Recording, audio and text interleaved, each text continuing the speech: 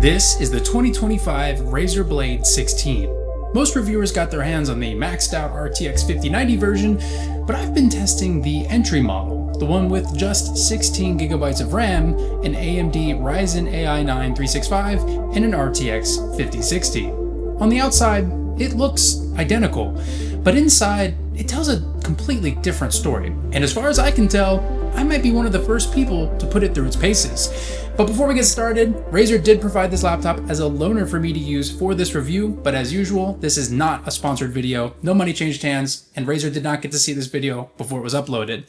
So I'm sure you're wondering, why does this laptop even exist? With only 16 gigs of RAM and a 5060, can it really even be considered a gaming laptop? Or is it more of an ultrabook pretending to be a gaming laptop? Honestly, I still don't know the answer to that question, but what I do know is that this is one of the most tightly designed laptops in its class, and by far the most premium feeling. Razer set out to make the Blade even thinner this year, reducing its overall size by about 30%, which is pretty impressive when you consider that just last year, the Blade 16 was already one of the thinnest gaming laptops. While I don't have the old one with me to compare, I did get a chance to see them side by side earlier this year at CES. And the thing that Razer did to make this new one so thin was implement this new thermal hood, which houses all your main components and cooling elements. This allowed them to shave down other parts of the body while maintaining a sleek and smooth design. The Blade is actually milled from a solid block of aluminum before being anodized and painted with this matte black paint that, while looks really stealthy, still attracts a healthy amount of fingerprints despite Razer saying it has an anti-fingerprint coating. Otherwise, it's a very minimalist design with just the light up Razer logo on the lid and a squared off chassis that, despite its thinness, is still very solid, except the fan grille. If you pick it up and happen to put your hand on the fan intake while the fans are running, you can actually make contact with the fan, which is a little scary if you're not expecting it, so just be careful where you grab it from. When it's closed, it's just under an inch at its tallest point and a little over half an inch at its thinnest point, including the feet, making it the first gaming laptop that's almost exactly the same size of my 16-inch MacBook Pro, which means it actually fits in a 16-inch laptop bag, unlike other 16-inch laptops that are actually 17-inch laptops with 16-inch displays. Now, you didn't think we'd get through this whole review without mentioning the MacBook at least once, did you? Because the more you look at the Blade, the more you realize that Razer isn't just trying to make a great gaming laptop, they're coming for the Ultrabook users too. And I think that's the line that Razer's walking with the Blade 16. But we'll talk more about that in a bit. On the inside, you're greeted with a stunning 2560 by 1600 OLED display that's dual mode at 60 Hz and 240 Hz. But to be honest, I kept it at 240 Hz most of the time because it just made the whole system feel much snappier, even if it cost me some battery life. Now, this is a glossy display, which means reflections are definitely a problem here, especially when using it in bright environments. Not to mention that the brightness on this particular panel is pretty subpar. I don't have the means to measure it myself, but my eyeballs say it's a little too dim to be used anywhere that isn't a dim or dark room. But if you do use it in a dark room, the brightness is perfect for gaming or reading or just about anything else. And while it can't get that bright, thanks OLED, it can get really dim. So dim, it's almost hard to even see in a dark room. Great for battery life and great for late night browsing. However, for some reason at these lower brightnesses, the panel struggles to handle shades of gray. So much so it almost looks like a film grain filter's applied. It's pretty noticeable, and if you didn't know any better, you'd think something was wrong with your display.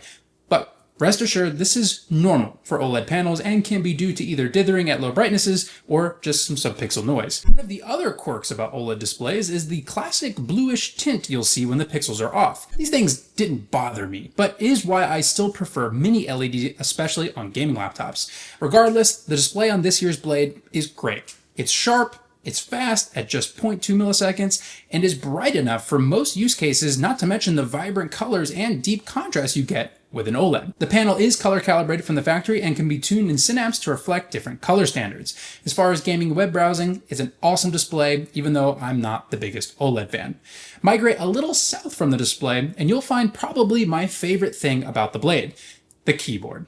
I'm going to take a risk here and say this is hands down the best keyboard on a laptop. And yes, even better than the MacBook. And if you've been around a bit, you'll know I also really like the keyboard on the Lenovo Legion laptops, but the Blade just hits a little different. Not only does it have more travel than any other laptop keyboard for its size, but it has this really nice tactile feedback that, dare I say, feels identical to Razer's own Joro portable keyboard. And while I haven't gotten around to making a full review of the Joro, I can see where Razer may have simply put the Joro in the Blade. Or maybe it's the other way around. I don't know, but either way, the keyboard is a major highlight for me. I wrote this entire script using this keyboard and absolutely loved it. It also has some of the best lighting in a laptop. Not only do the keys get so bright you almost have to turn them down, but they're so well hidden that there's virtually no light leak from under the keys, which is something that honestly drives me nuts about backlit keyboards. I don't know how they did it, but it makes the keyboard look so clean. Oh, and did you see that? Razer even included double LEDs on some keys, so when you press the shift keys or the function key, the alternate character or corresponding function key illuminates separately from the standard key. It's a small detail, but it's also one of those things that keeps the Blade feeling like a more premium laptop than others, despite Synapse still being one of the worst software suites ever. And speaking of the function key, Razer took a page out of Lenovo's book by linking specific system controls to various keys. Like, for instance, you could hit function R to change the refresh rate, or function P to cycle through different performance modes, or, my favorite, function B to enable battery override, which tells the Blade to charge 100% one time before charging to 80%. But what about gaming? Well, these keys are completely flat and so close together that it makes finding the key you're looking for without looking a little more challenging than, say, a mechanical keyboard or even the shaped keys you might find on the Aero X16 or Legion laptops. I just found myself misclicking a bit more than I would otherwise, or just finding that I didn't feel confident while gaming on it. Specifically in League of Legends, where I like to use my control key to level up my abilities, or in Star Citizen, where you have tons of keybinds and can't always look down to see where your fingers are. TLDR, because the keys are the exact same size and shape and are so close together, I felt like I struggled to confidently hit the keys I intended to hit. The only other thing I noticed was that the power button is just its own key in the top right corner and lacks a fingerprint sensor, which is a bit of a bummer. It does, however, have Windows Hello built into the webcam, which, in case you're wondering, is a pretty bog standard webcam, so we're just gonna pretty much skip past that. But what about sound? Well, the Blade 16 is one of the first laptops I've used that actually has speakers on the top, like they should be. Naturally, my expectations were very high, and well, why don't you just take a listen? This summer has been pretty rough, especially when you're trying to move into a new house, when you live in the middle of Florida in the middle of the summer.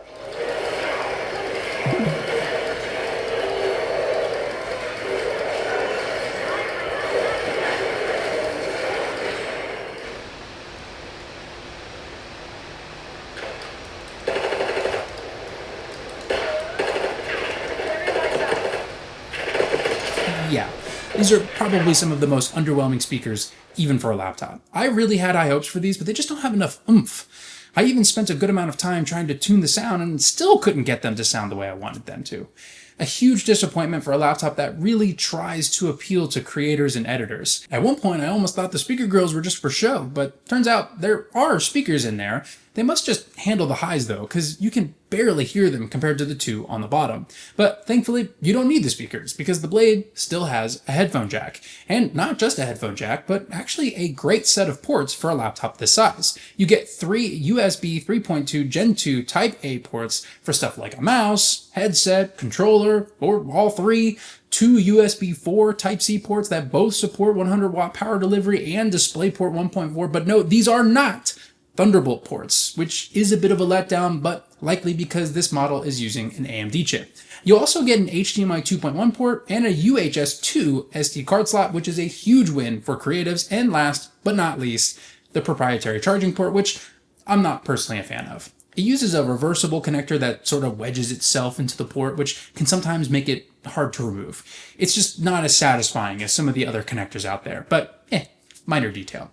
The charger it comes with is 200 watts, so it'll be slim enough to take with you in most cases, but of course you could always just keep a battery with you if you want to travel light. And while I wouldn't normally mind if a laptop like this didn't have an Ethernet port, it just so happened that I had some pretty frustrating Wi-Fi issues on this laptop. Now, for context, I'm using the basic router provided by Spectrum, which even though is Wi-Fi 7 capable, has been an issue for me ever since I moved here. That being said, most, if not all, my other devices end up swapping to the slower 2.4 gigahertz network in favor of stability when the 6 gigahertz network is out of range. Well, the Blade, for some reason, just refused to pick a connection and stick to it. Or maybe it's the other way around. I'm not totally sure. But it constantly would disconnect and reconnect over and over, sometimes partway through loading a page, which not only made going online basically impossible, but also just made the system feel sluggish. So much so, I bought a USB-C to Ethernet adapter just so I could use it without standing next to my router in my laundry room. Don't ask. It's a rental. Needless to say, I was tethered to this thing the entire time, which really sucked. So, if you're planning on using this on your home network but don't have the strongest setup, maybe consider something else. Now, below the keyboard is this ginormous trackpad that absolutely dwarfs just about any other trackpad on a 16-inch laptop. You might say it's as big as a MacBook trackpad, and it feels really good too, for a Windows trackpad. It's got a fully glass top layer and can be clicked just about anywhere, though it does get stiffer the further up you get, so unfortunately still not quite as sophisticated as the haptics in the MacBook, but for a clicky trackpad, it's probably one of the best when it comes to sound and feedback. As you'd expect, it supports multi-finger gestures for scrolling and pinch to zoom and all that jazz. And I know some reviewers said it had some palm rejection issues, but I never seem to have an issue with that. Then again, I have awful typing posture, so your mileage may vary. Worst case, you can easily disable it using one of the fancy hotkeys I mentioned earlier. Just don't forget to turn it back on. This thing is incredibly well built from top to bottom. You can tell Razer really wanted to strike the perfect balance between portability and functionality without sacrificing performance. But did they? As I mentioned, this model is the base model for the Blade. So basic, at the time of writing this, it's only available from the Razer store, which leads me to believe they're a little unsure about this one. And I would be too, because performance was sort of all over the place for me. One moment, I'm blasting my way through the Battlefield 6 beta on medium to high settings at 1600p, getting somewhere between 40 and 50 frames per second. I don't know exactly what it was because the overlay wasn't working, but it definitely felt like 40 to 50. So much so that I wasn't taken out of the immersion. And the next, I'm getting a completely unplayable experience in Star Citizen despite getting over 100 FPS in other parts of the game. And then there's weird stuff, like this lovely message when trying to launch Forza Motorsport, or this strange anomaly when using the Stream Deck app. And yes, only the Stream Deck app. So what's the issue here? Is it the RTX 5060? Honestly, minus the only 8GB of VRAM, I don't think so. I normally don't do benchmarks on my channel, but I did run the 5060 through several TimeSpy and Port Royal tests on all three performance modes, and the numbers were honestly pretty good considering the max TDP for this chip is only 100 watts. I also did some thermal readings, and as you can see, the cooling on this thing is pretty efficient. The new thermal hood does a great job keeping the heat toward the top of the laptop near the base of the display and away from your hands and the trackpad. And even though the fans are loud, I mean, it is a gaming laptop, they're not nearly as loud as some other laptops I've used, and in most cases were silent when doing basic browsing. This is mostly due to the fact that, like many others, the Blade can seamlessly switch GPUs on the fly as it sees fit, which, the more I think about it, is sort of the theme for this laptop. Efficiency over raw performance. And this tracks. I've seen plenty of reviews on the 5080 and 5090 versions. Now they just don't perform as well as other laptops with the same hardware. And I think that's simply limited by design. The new thermal hood gives you some headroom, but not enough for those more power-hungry GPUs, which makes this base model kind of a different story. The 5060 is by no means a high-end gaming GPU, but it's enough for most titles, often hanging right around the RTX 4070.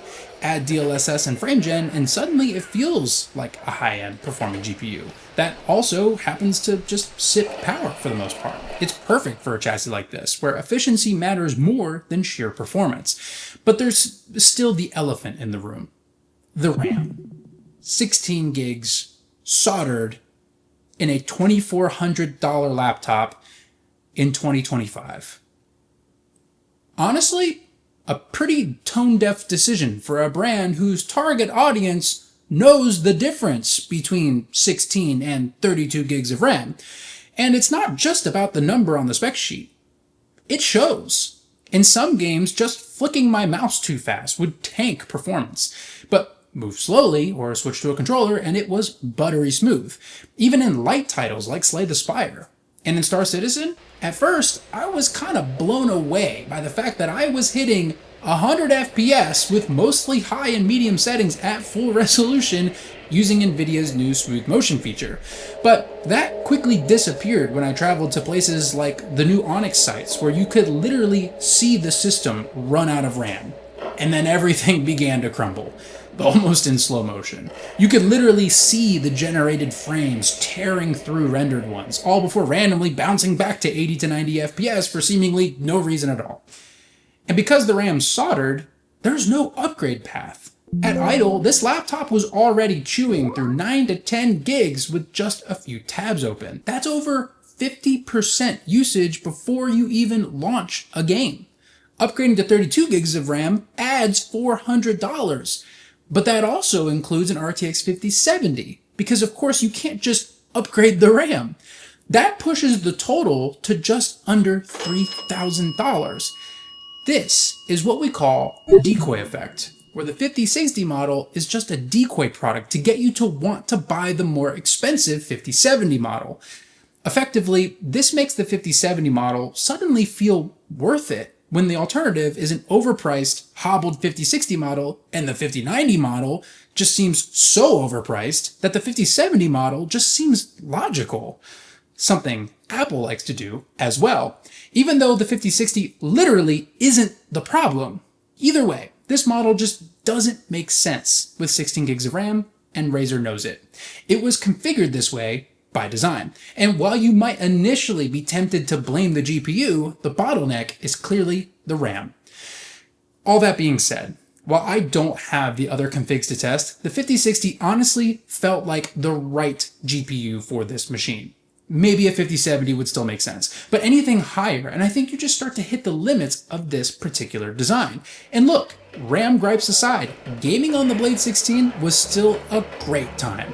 As long as you're okay with a little upscaling here and there, which I know is a hot topic all its own. My experience was generally pretty smooth.